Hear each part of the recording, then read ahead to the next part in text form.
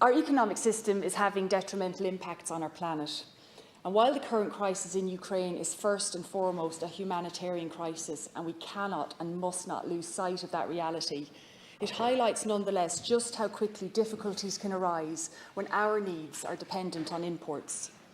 The last few months, and indeed days, have highlighted our resilience on imported energy, food, fertiliser and animal feed, and it has really brought into sharp focus how quickly a major supply chain breakdown like what is happening now can expose so many of our families and indeed farmers to spiralling costs.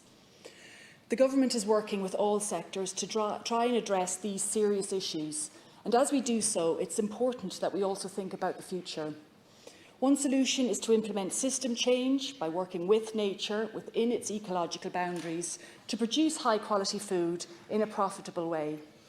I agree that is easier said than done, but we mustn't use this catastrophic situation in Ukraine to discontinue action on climate and biodiversity. That would put even greater strain on our long-term future and that of our already stressed environment. Planning for short supply chains and circularity must be part of our solution, as this will help prevent future crises in sectors like agriculture being compounded by events outside of our control. Our very presence on this planet impacts the natural world as we draw on its resources to survive.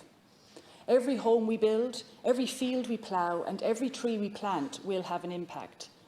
While we may not be able to mitigate all the impacts, we need to ensure minimal impact and balance inequalities across our planet, not just societal and economic ones, but environmental ones too.